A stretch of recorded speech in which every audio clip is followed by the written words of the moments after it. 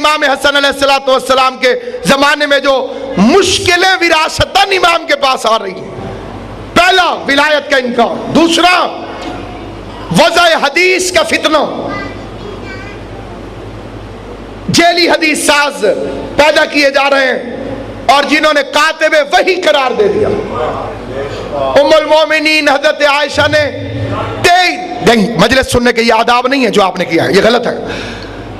جو بات معرفت ہوتی ہے وہ معرفت ہوتی ہے، اس پر میں تشریح بھی نہیں کروں گا، مجلس کے بعد آپ مجھ سے ملیے گا. سامعین گرامی قدر، ائمہ معصومین نے ان کے ساتھ گزارا کیا ہے آپ حضرات کو معاشرے کے اندر زندہ رکھنے کی خاطر. 6 مرتبہ امام صادق سے بندے نے پوچھا آپ کا ام المومنین عائشہ کے متعلق کیا خیال ہے؟ امام نے سکوت اختیار کیا.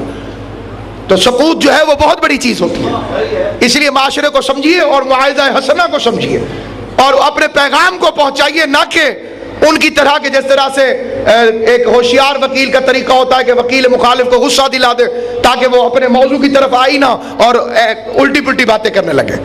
تو رسم کی باتیں اور ہوتی ہیں اور بازم کی باتیں اور ہوتی ہیں.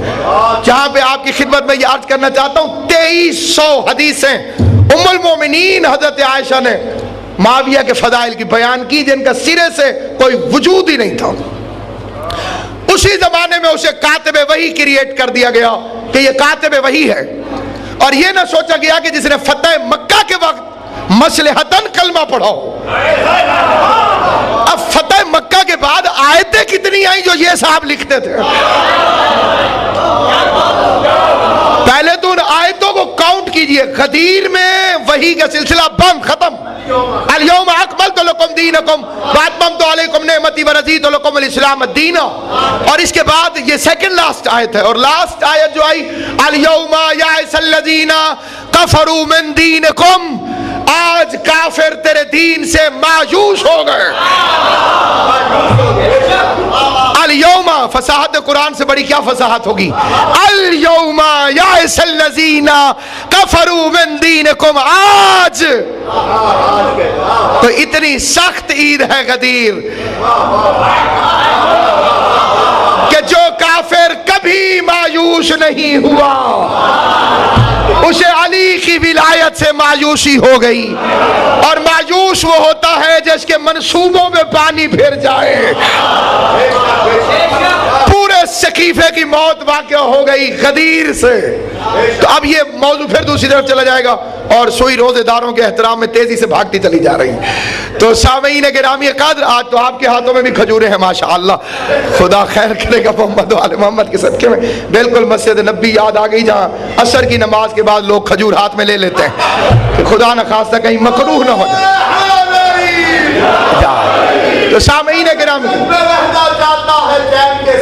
سبحان اللہ، جنت میں جو رہنا چاہتا ہے چین کے ساتھ اسے لازم ہے کہ وہ ہے شاہ مشرق. بے شک بے شک. جناب زہرا کو محبت ہے دونوں شہزادوں سے، ذکر حسن بھی ضروری ہے ذکر حسین کے ساتھ. تین چیزوں میں آقا مولا حسن کی محبت ہے. تین کے نعرہ عربی میں بڑے حسین کو کہتے ہیں حسن.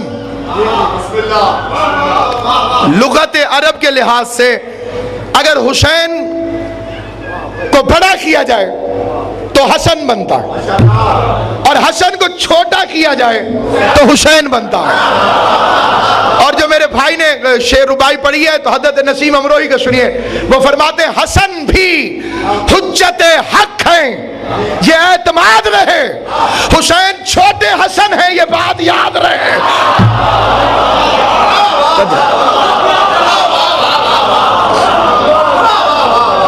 تو اس لیے سامعین گرامی قدر سبت اکبر کا تذکرہ ہے اور آپ کی توجہ چاہتا ہوں.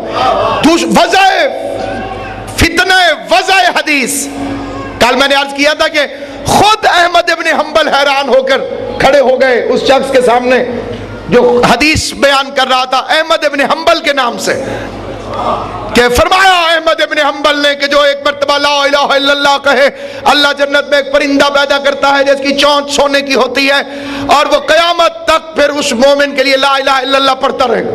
احمد ابن حنبل نے اٹھ کے کہا کیا تو احمد ابن حنبل کو جانتا ہے؟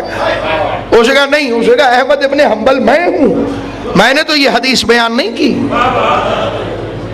تو اس نے کہا کہ 17 احمد ابن حنبل اور ہیں، تو پتہ نہیں کون سا ہے، بیٹھ جا۔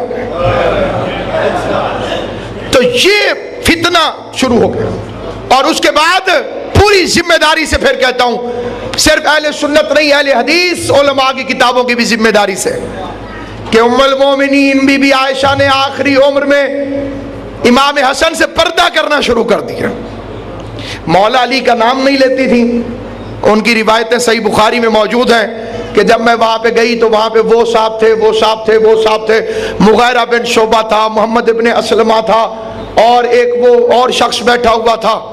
تو پھر بعد میں راوی کہتا ہے میں نے اپنے باپ سے پوچھا کہ وہ اور شخص کون ہے، تو اس نے کہا وہ علی ہے، یہ ان کا نام نہیں لینا چاہتی۔ تو سامعین گرامی قدر، ایک ایسا دور